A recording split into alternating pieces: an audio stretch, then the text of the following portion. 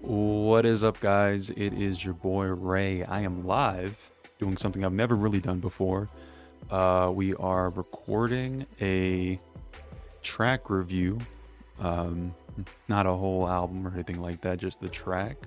The latest in hip hop news, Drake's latest diss record in the rising tide that is rap beef in uh, the mid months of 2024.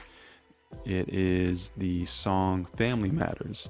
And I'm going to be going through basically segment by segment and breaking down uh, just some of the bars that he talks about, some of the highlights, some of the lowlights, share some of my opinions, get it out into the universe so I can let this go and go back to what I should be doing, which is studying for finals. But hey, um, if you like this, maybe share it with a friend.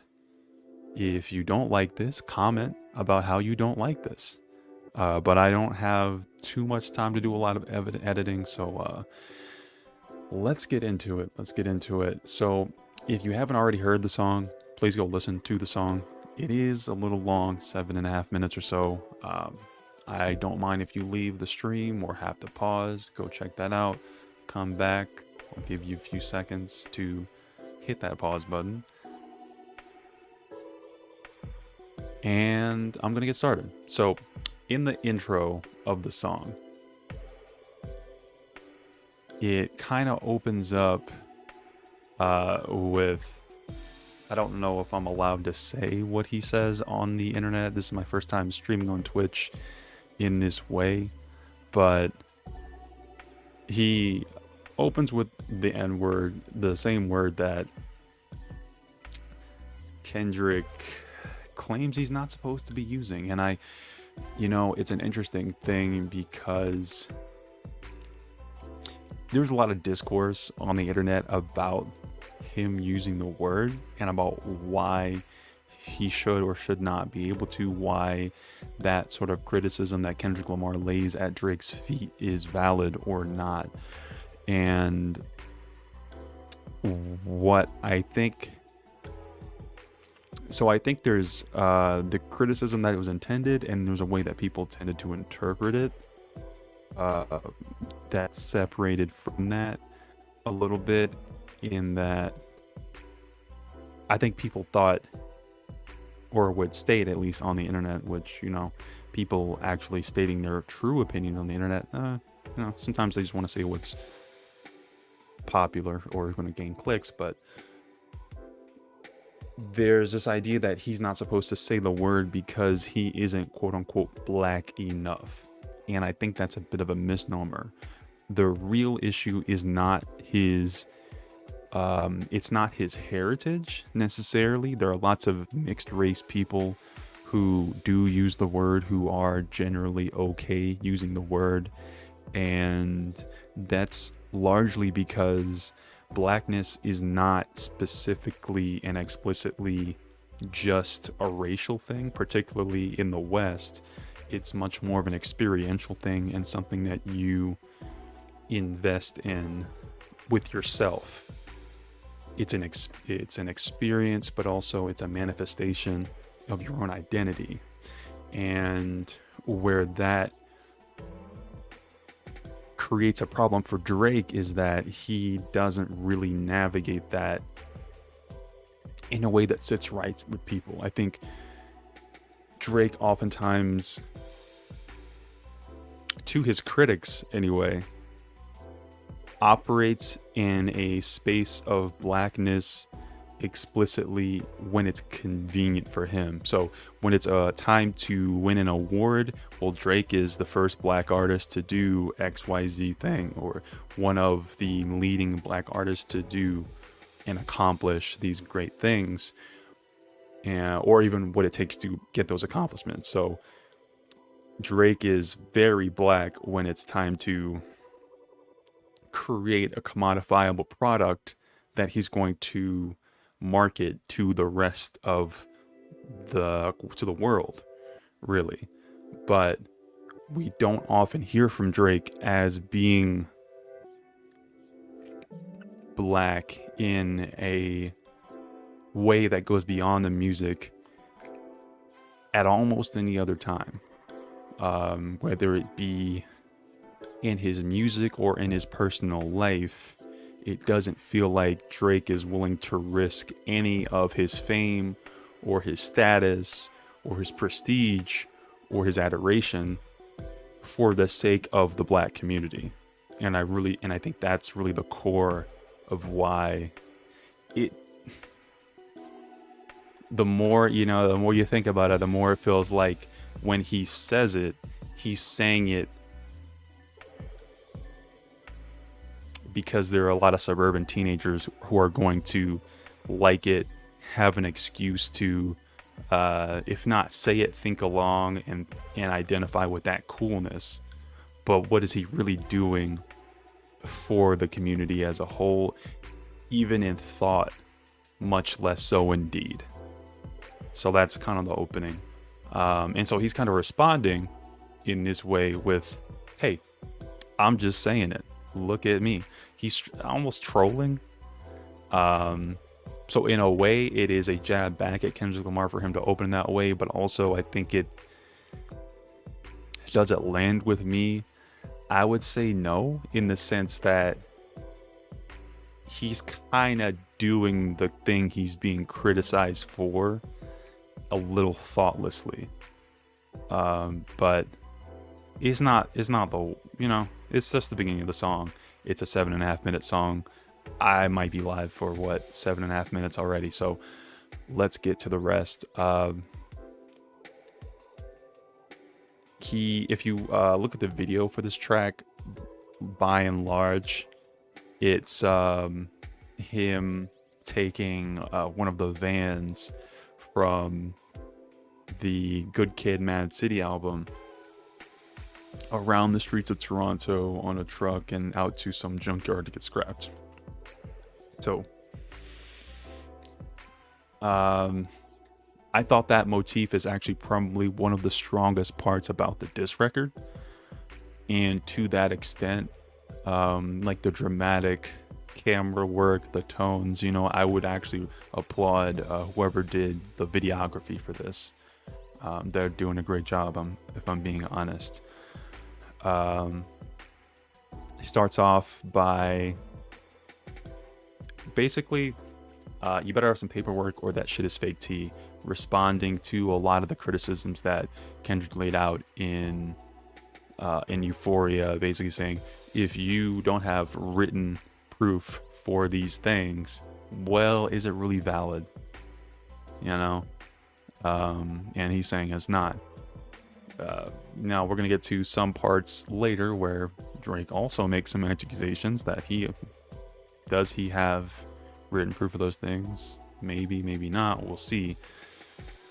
But I would say, so one of the highlights, lowlights, standout lines, I'm gonna say, you always rapping like you about to set the slaves free, I think is a little, there's an angle from which it works. I understand where he's coming from his perspective, that Kendrick raps in such a way that feels very high-minded compared to Drake's music, that's more political than Drake's music, that is more from an activist, pro-black even framework than Drake's music. In that he claims his activism is make-believe, and it's hard for that one to land, in my opinion, because maybe it's possible that everything we see, everything we hear is not true, that so much of what Kendrick Lamar says and the way he relates to the black experience is a false narrative, and so much of the way that Drake does not actually speak to the black experience is also a false narrative. But it's hard for that to land for me when everything in all the evidence is there and it points in a certain way.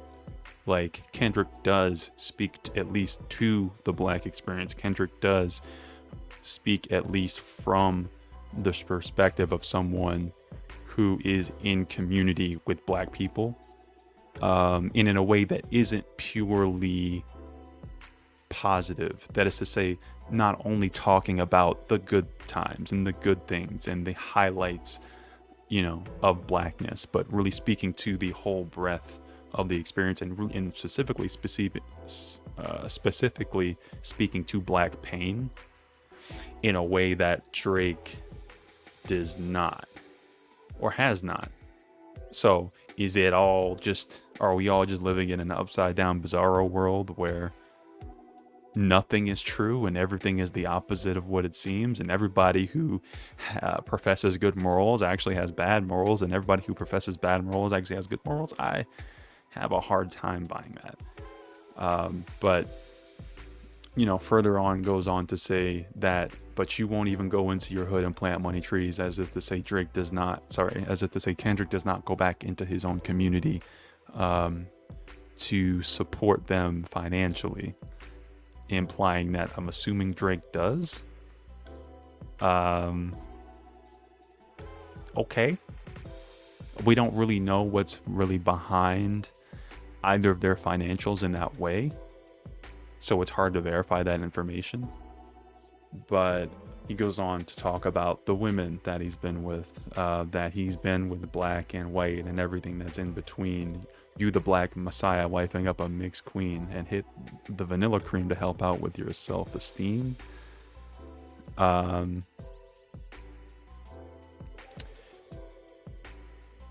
think Drake's missing the point a little bit here, where the criticism really isn't about the women he sleeps with. It's not about their race so much as Drake himself has put on his own tracks the lack of maturity and substance and just kind of integrity of the women that he sleeps with. All the while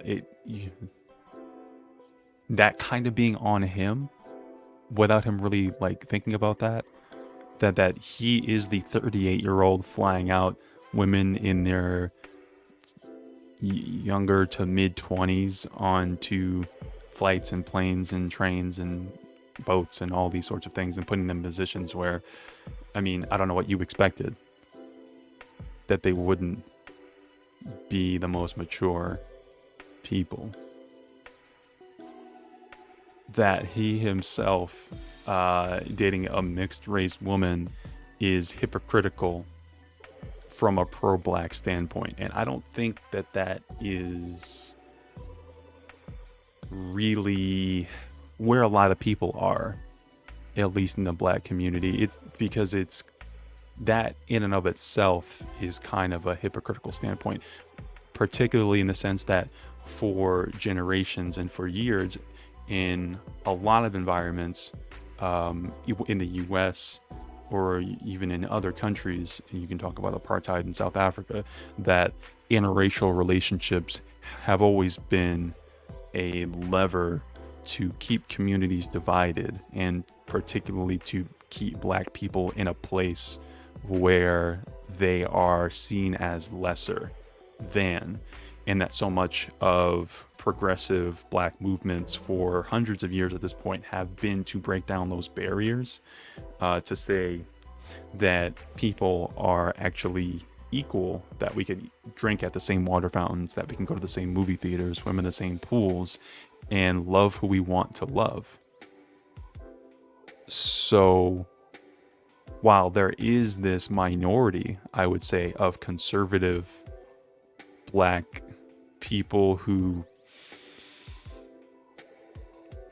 think a black person dating outside their race is a betrayal, I think largely people don't agree with that sentiment, particularly if that person, even if that person dates you, even if you date a white person and you're black, if your actions and your politics and your words and the lifestyle that you live is on the up and up from a political, from a social perspective, that largely overshadows the racial identity of your partner.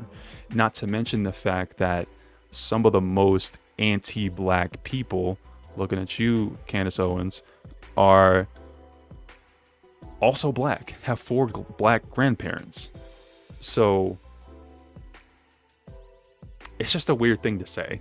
It's just a weird thing to say, but I think it just misses the mark, at least with me. To move a little bit on in the song,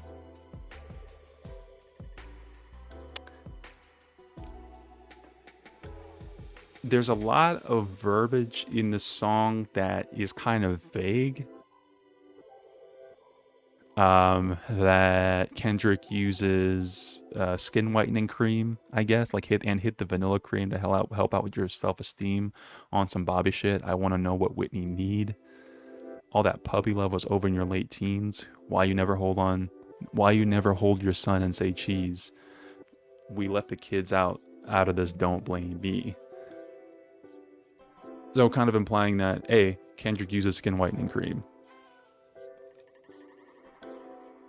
I don't know that. It's hard to really say.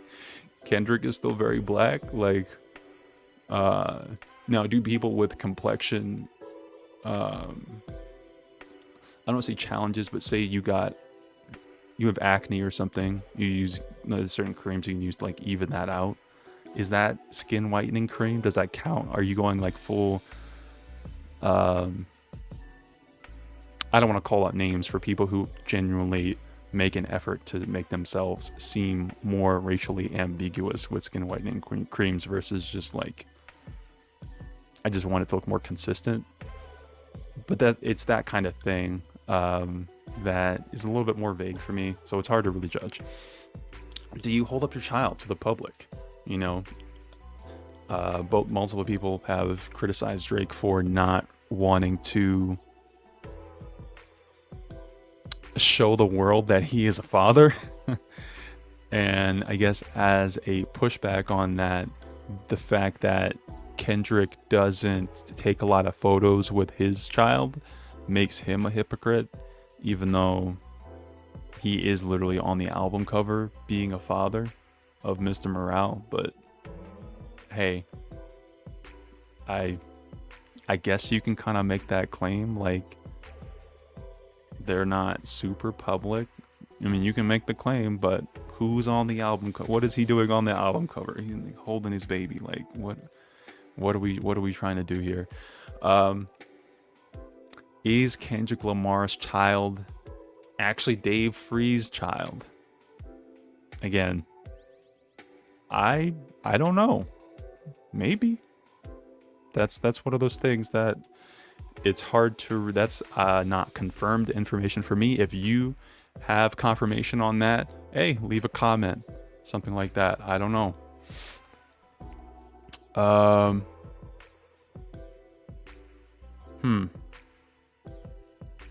He called him short. Drake overlooked him because Kenny is short. The bars go overhead because Kenny is short. Oh, he likes to keep it short, so he paraphrases.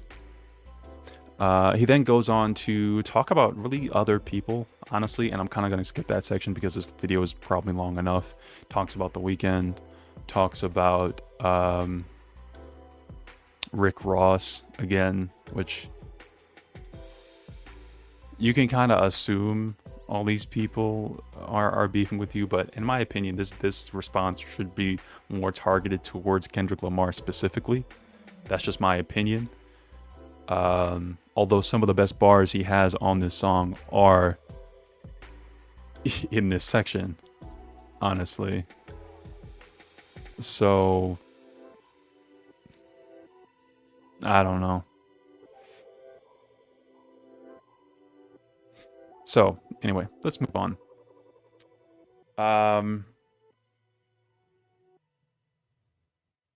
Hmm. I would say the Ozempic line, I guess. A lot of people are taking Ozempic. It's a funny thing to say. It's in vogue. We don't know if Rick Ross is taking it. Again, this is about Rick Ross. There are bars about The Weeknd.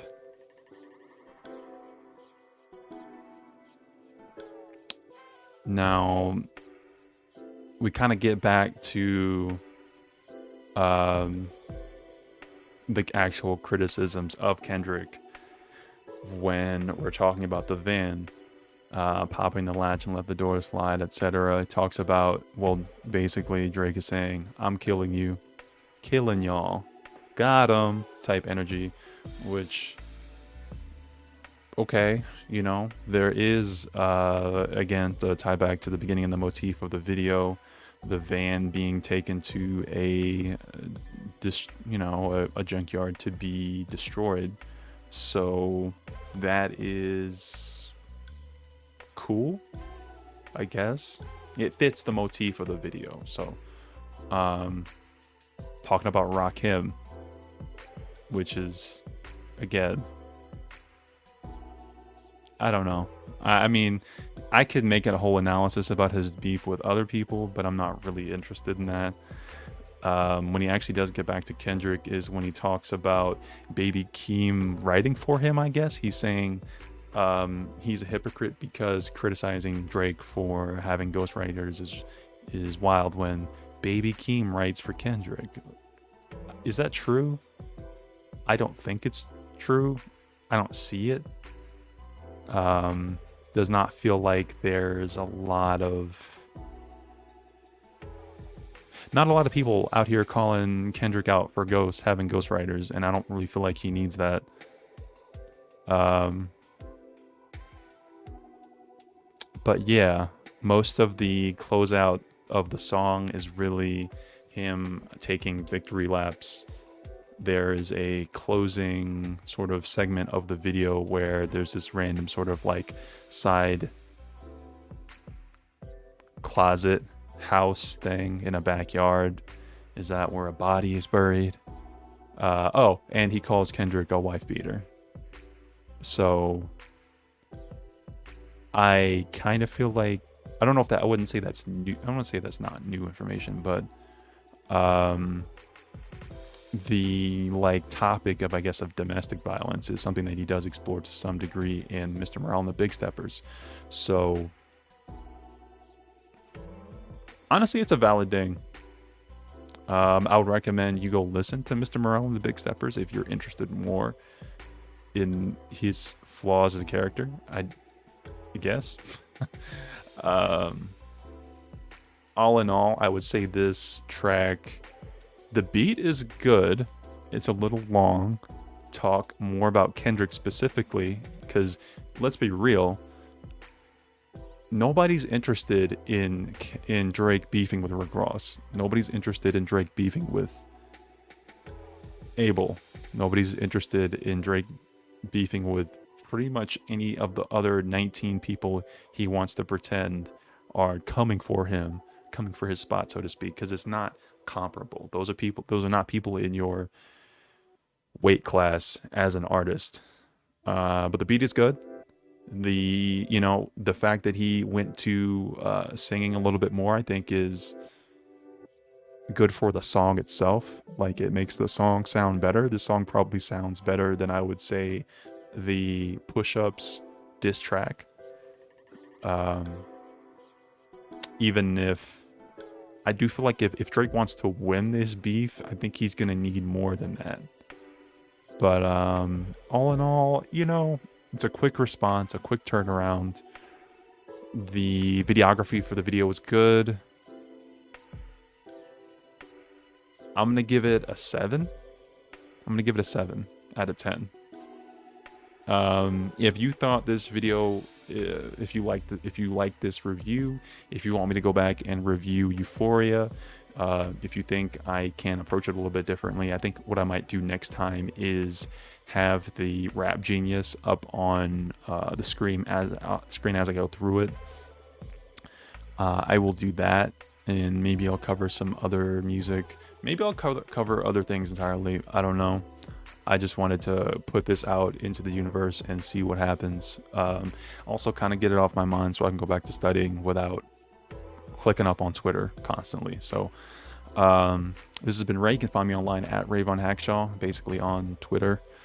You can find me on Instagram. I'm not really on Instagram that often, but you can find me there, I guess.